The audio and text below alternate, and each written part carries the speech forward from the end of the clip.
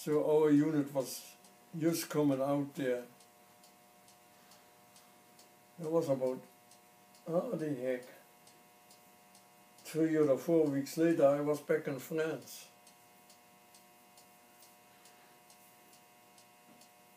And there we was in central France there.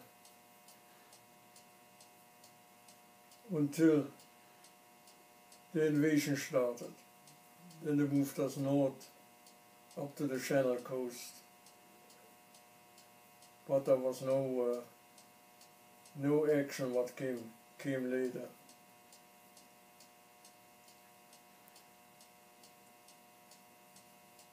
So we was like daytime holding our positions, nighttime we moved back.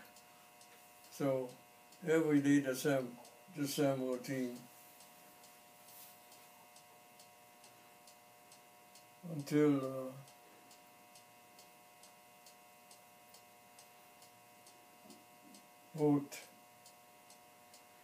we had good maps, so the funny thing was we had an Italian ambulance. It was an Italian 5-ton Fiat. Nice big ambulance. So nobody knows that this was a German vehicle. Yeah. And the same like our uniforms. Things, our helmets. Our jump helmets are looking pretty close to the American helmet. So even the French, they couldn't tell the difference.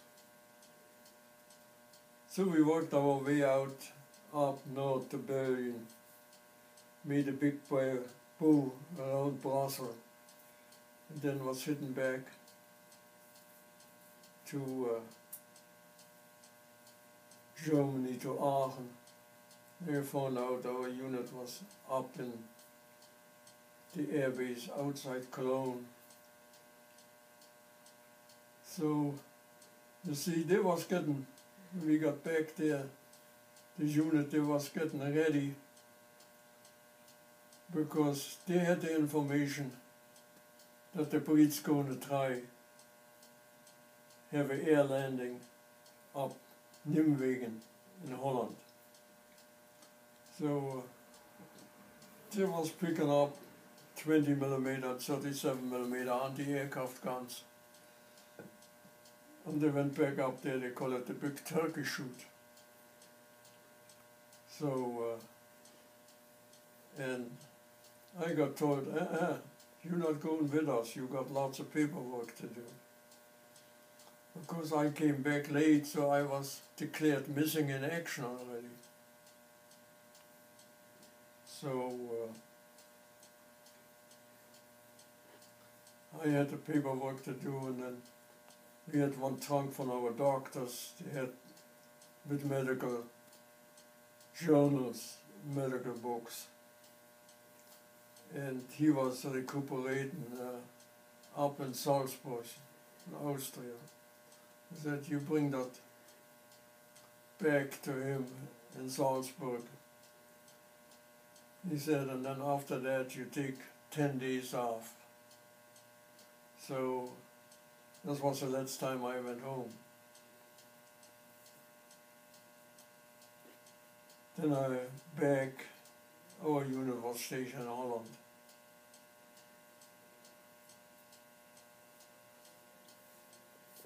And then when they was getting ready for the Battle of the Bulge there, the Christmas Day, we was moving down back to Germany and got ready for that. And this got cancelled out. And then they moved us up. We played around for the Russians for a while.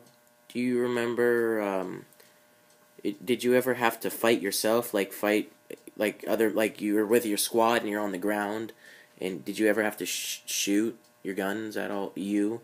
Oh heck, I tell you, during the invasion, one time we was on a chateau there, and Now they had like a garden, a wooded area, and normally they with stones, the fence built around and everything. And that this was close to noon already. There was a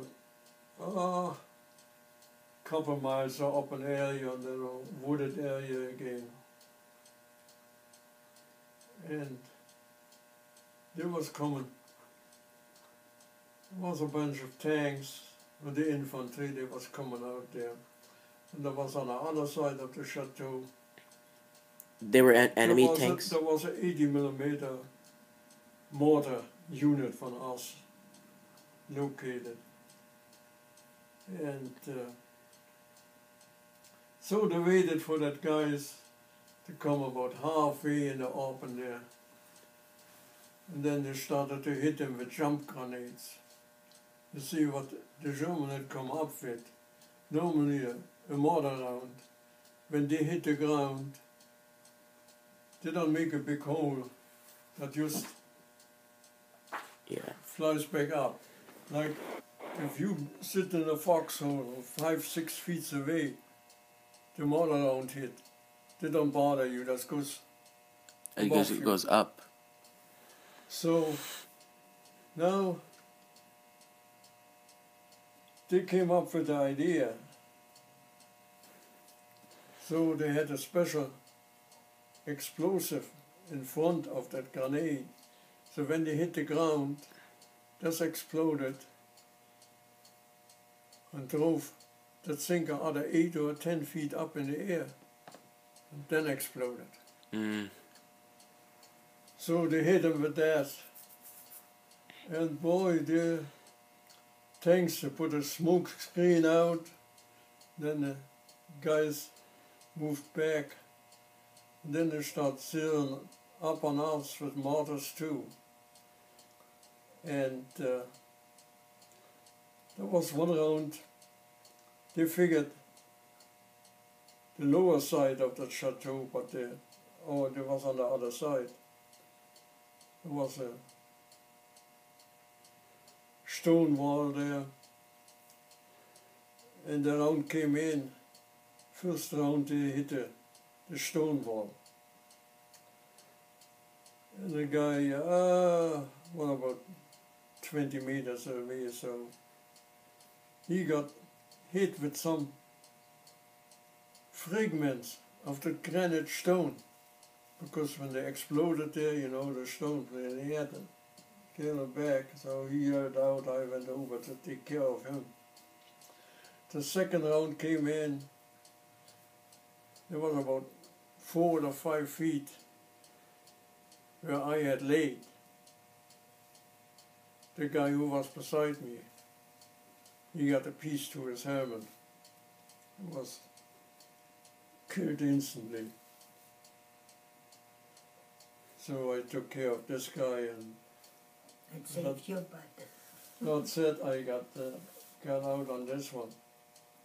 No, I had some really close calls. So did you ever were the fallschrimjagers ever involved in the Battle of Kursk? The Battle of Kursk? Were the German paratroopers ever involved in that? No, you mean jump? No. No. I don't. There was no big operation up there anymore.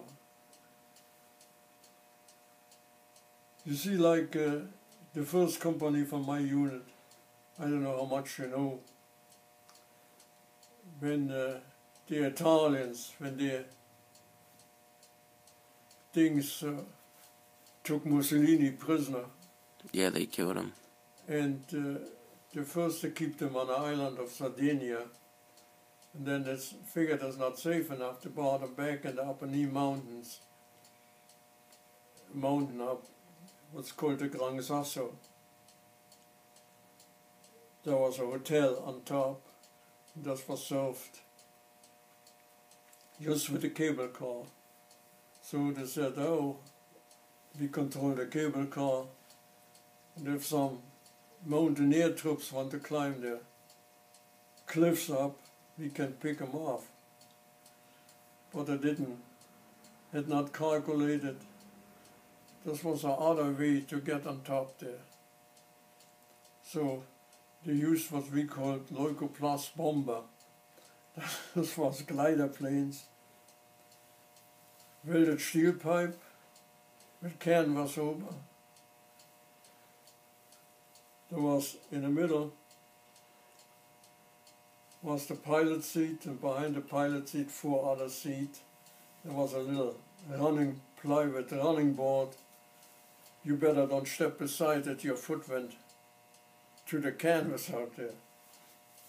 And they had in the rear a big parachute. So a A111 could tow 2 of those gliders about 10 kilometers or so to the area. Then at 3,000 meters they got cut off, and then that gliders, they came quiet and nice in to the target area. There was about a dozen of them. We landed. That plateau was not too big. Hello. They were so surprised. There was not one shot fired.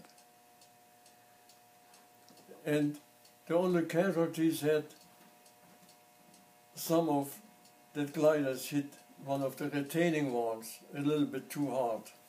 Yeah. So they had some injuries. But this is, after that, there was Corsini. Now he was the SS guy, intelligence. He knew exactly where they had moved Mussolini and everything. They came in with a Fiedler Stork. That's a single engine plane, but they can land and take off on a short distance. Yeah. So he came down, then put Mussolini in there, took Mussolini off to the next airport, and then they flew him up to Hitler's headquarters. Do you remember any seeing any Tiger tanks or Panzers? Did you ever see any Tigers while you're there? Tiger tanks? Or the Panzers?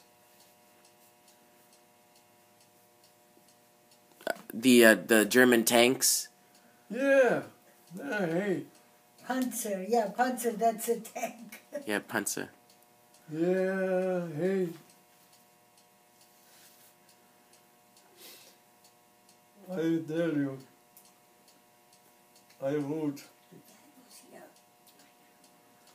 when we was playing out in Pommern there with the Russians for a while, there was one morning, they had a unit to go in, a few miles down the road there. There was a village, there was hills around the village, was on the bottom there, to find out if the Russians were in there already or not.